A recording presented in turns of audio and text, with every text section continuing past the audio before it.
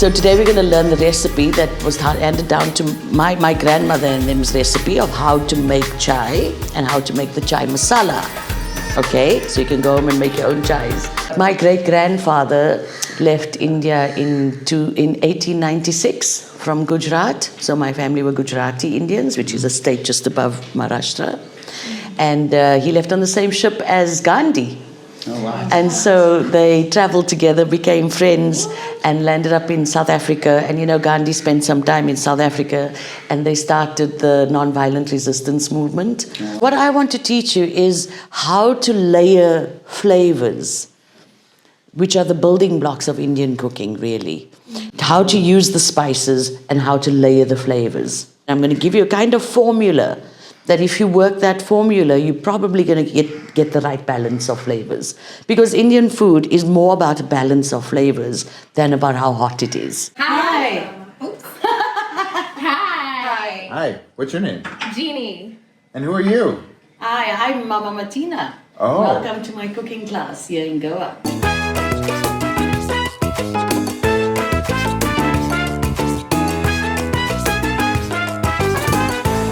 One of the best ways to explore a new country, get to know a new city, and most importantly, connect with the local community is through, of course, their local dance and their local food.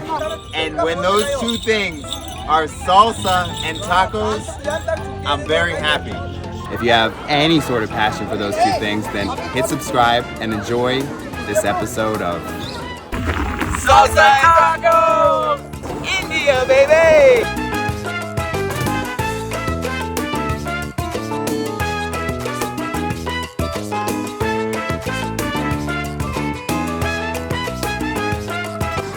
The heart of my home. There's a lot of spiritual DNA that's been passed down the line. So my father's side were the alchemists and the seekers, truth seekers. They were mystical and they were travelers and they were out there, you know. And my mother's side they landed in South Africa. My grandmother moved to a place and then they never moved again. But they became the masters of so many things. So from that side comes all the cooking. Yeah. So I got all those genes flowing through me. My grandmother, my aunties, they were 5 sisters as well. Oh, the crows are having a little conference. So, you know, there's a lot of, all the recipes they came through, and because my grandmother was really in the kitchen, I got the genes are there. My brothers are both chefs. We have nieces and nephews who are all chefs and caterers, and so it was all passed down. So what you're going to learn today is what was passed down from generations. And because I learned all of that at home in South Africa, and then I became a traveler, and I lived in Rajasthan. I married a guy from Pushkar. We since got divorced. But I came from a Muslim meat-eating environment, and then I married a Hindu vegetarian. So I learned all these vegetarian things that the Muslims didn't really, they were more into the meat, you know, and the fish and the chicken and all these other things. So I got it all.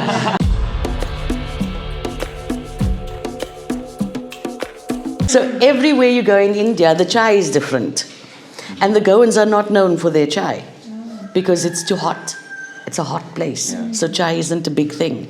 Whereas in North India, chai is that's where it's like you get the best chai, okay? It's more robust, it's stronger, they're known for their chai. Where did you say? In northern, more towards the north. And towards the south, the chai gets weaker and weaker.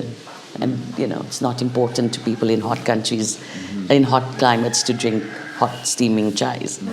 So today we're going to learn the recipe that was handed down to my grandmother and them's recipe of how to make chai and how to make the chai masala. Okay, so you can go home and make your own chais. And but I've added 2 ingredients that came from my old landlord, who was a real wise man, and so he used to make me chais, and so I had to learn his recipe, so I've added to it. So today I just want we're going to do a lot of smelling and tasting and engaging. So that is the chai masala. That's homemade. So masala means a mix of spice. a mix of spices, a blend of spices. So this is where you get to write down the recipe on how to make a chai masala. Okay, you're going to have cardamom, cloves, cinnamon, black pepper, and the two ingredients, so all of those are equal amounts, okay? And then we add a little bit of nutmeg and a little bit of mace, which is really optional extra. And it's equal parts on the black pepper? So it's Equal a lot parts on all the others, and then only a quarter of what you've put in of the mace and the nutmeg. Doesn't smell like anything. I'm surprised there's that much Looks black pepper. like some root stems. So what mace is actually, is you see this is the nutmeg, okay? This is nutmeg, and mace is the outer sheath Nice. of the nutmeg. Yeah. So in India we use everything. Yeah. We use the fruit to make pickles and jams, and then the outer sheath is the mace, which is a spice that's used mainly in meat dishes and so on, but also in rare chai. And then this is the nut for the nutmeg, the seed. So you've got that recipe, right? So what we're going to do next is we're actually going to make a chai. We're going to make a chai now. We're going to get into the kitchen. I'm going to show you how to make a chai. So you're going to write down how to do that. So you would have equal parts of milk and water. Half milk, half water. Then you would have half a teaspoon of your chai masala, and a teaspoon and a bit of tea leaves.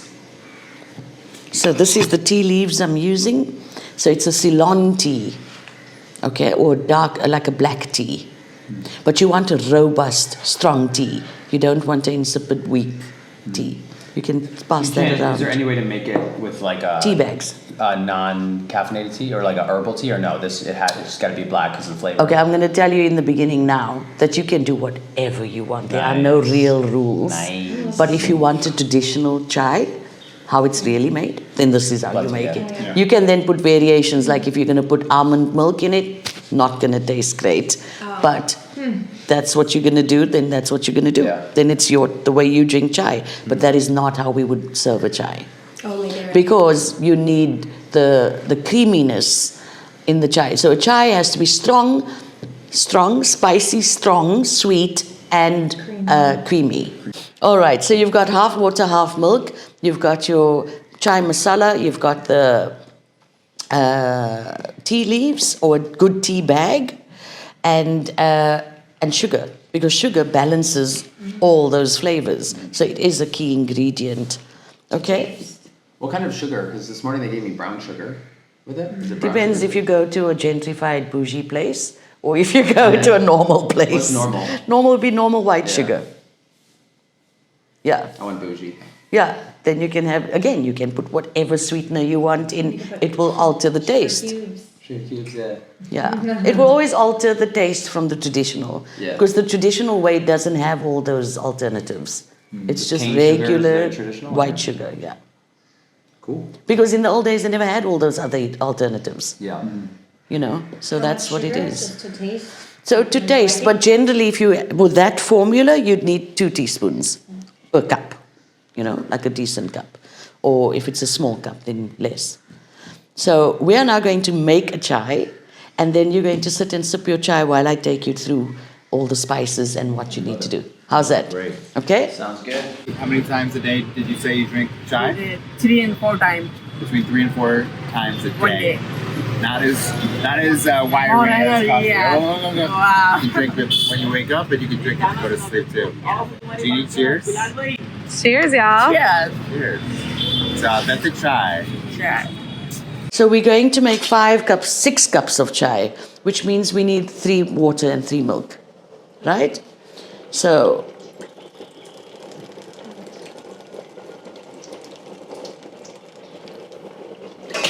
and we're not going to get it to the top. We're going to have like how we do it in India. It's never a full cup. Okay, so there's 3 of those. and then the exact same amount, 3. And then you have to add about half a cup of water extra, because when we brew it, we're going to lose some of it. So if you want the right amount, you have to add a little extra water. And you're using hot water. I'm using hot water just to speed things up. Okay? So I've put half a cup of water extra. So, Jeannie, did you write that in your notes? Okay, because that didn't come out in the beginning. And then the last thing that we didn't write down is ginger. So ginger is a key ingredient, but instead of putting it in my chai masala mix, I use fresh ginger when we make the chai. So the thing about fresh ginger is you don't add it at the beginning with all the other ingredients, because if you have really juicy fresh ginger, it will curdle the milk. So you bring it to boil first and then you add the ginger. Okay? So now we're going to add all those other bits. So if you can pass me that silver tea thing, please, and the chai masala. All right, so I'm going to put 1. How are you guys with sugar? 2, 3. We're good with, good with sugar. It looks like a lot of sugar, but if you were making 6 cups of tea, and so I've put. Okay, now this is our chai masala, and I've got a little half teaspoon in it. So I'm going to put 6 of these. So if you make this masala, you'll be able to make chai lattes with it. Yeah. Oh, yeah. And you'll be able to bake with it. And you can put it in all, like I make a chai flavored carrot cake, which is delicious. Delicious. So if you make this masala, that's round number 5. Just on this side, you don't even have to teach us. Just give it to us. So I don't know, the English are very good at making tea. 1, 2, 5, 6. And so we put an extra teaspoon in because there's 1 for the pot, which is a very English thing. So even if you're making a pot of tea, you put 1 extra tea bag to give it that more robust feeling. Okay? 1 for the pot is what it's called. All right, now we're going to bring it to boil. And in the meantime, we're going to clean. So the amount of ginger normally is, this is a unit of measurement, a thumbnail size per cup. So 1, 2, 3, 4, 5, and then a little more. We can put, because this is a bit thicker, I could add a little bit more. How are you guys with ginger? Do you like the ginger? Then I'll put in a little bit more. So I want to show you how to clean ginger in a very easy way. If you use the back of a knife, can you see how easy that comes off? Yeah. Very easy. It's very light. You don't waste half the ginger. So you want to put your thumb there, which is your stable thing, and you're just going to move this part. Okay? So you're going to just move that. So your thumb is keeping everything in place, and your forefinger is bringing it all out. Then you turn it around, and you go like that. So just try that action. That's it. That's it. And so you don't have to press too hard, actually. You just have to get the angle right. So look, now our chai is coming to a boil. So we're going to turn it down, okay? Because we don't want it to boil over. Now I'm stirring it. And now we want it to brew. So now we should be adding our ginger in so it can brew with it, right? Anyone else want to have a go? Or I can just do it quickly. No? Very good. Yeah. You good? Bring it to a boil, then turn it down, you said? Yes, because now I want it to brew, okay? And I want to add the ginger. So it brews with the ginger.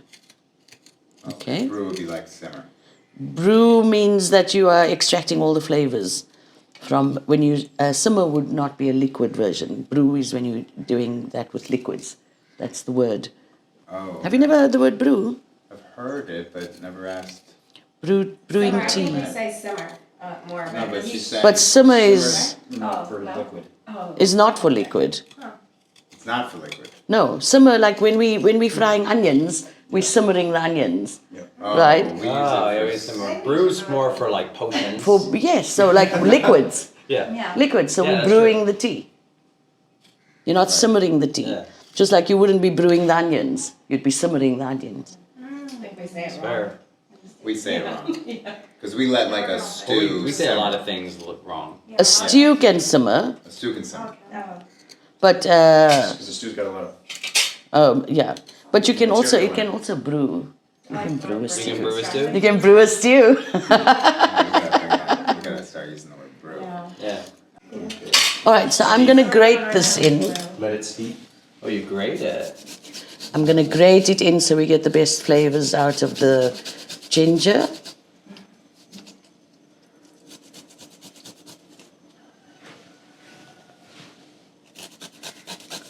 I love fresh ginger and fresh garlic. The base of most Indian cooking is garlic, chili, and ginger. And then come the spices, which you're going to learn all about now. I'm going to teach you how to make a nice masala. Okay? Masala means the blend of spices, but a masala that is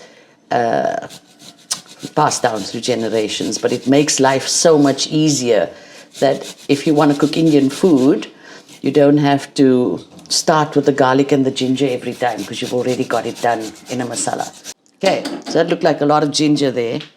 Now I'm going to turn it up so it can get to a boil. See, now we are brewing, okay? So we're going to bring it up like this. Do you see this little effervescence here on top?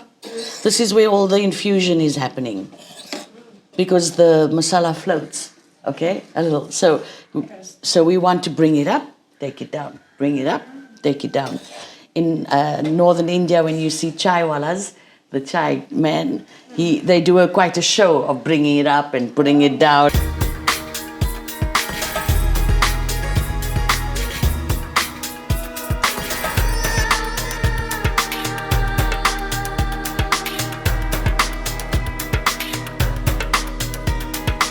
All right, so what we're looking for here is what I call the golden camel color. So you want a nice, rich color. Okay, that's the color that you should be having there, like a camel color. Smells great. What do you That's like the color mix you're your looking for? spices in to make the masala? In a coffee grinder. Oh. Just the that coffee was- grinder. That's good to know. So you put the Shortcut. whole spices together Yeah. and you just grind them. Oh, great. Yeah. All right, so our chai is done. And now I'm going to try and pour That it. makes sense. Smells so good. Yes, because you don't want all of those things coming into your cup, right?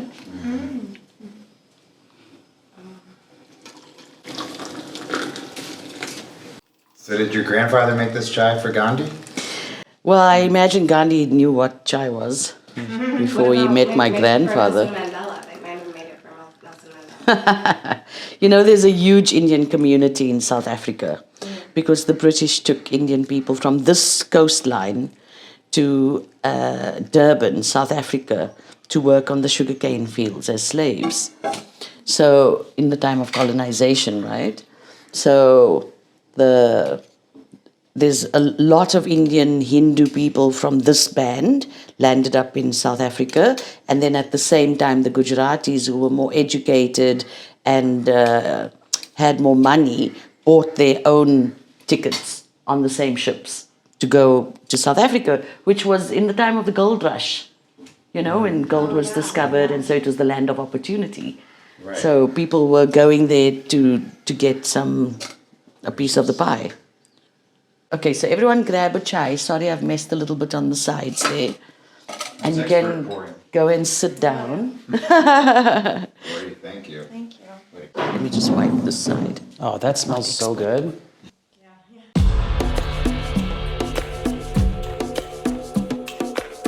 Indian food, you want to taste the different flavors like you do in your chai. Right, right. Yeah, and the balance of those flavors. This is so good. This is the best chai I've ever had, for sure. But you can taste that pepper. Yes, Or that. but that's why you have the sugar, see? Because it balances the strong with the sweet. Let's cheers on the chai, by the way. This chai is delicious. It's very strong, actually, I realize. Lots of ginger. It punches you right in the back of the throat. In a The good best way. chai. Now you can see that when you're in a cold climate, like in Rajasthan when it's freezing, how people have a morning chai to get them going. Welcome to Goa. I love tacos and make beautiful tacos than Mexican people. I love it.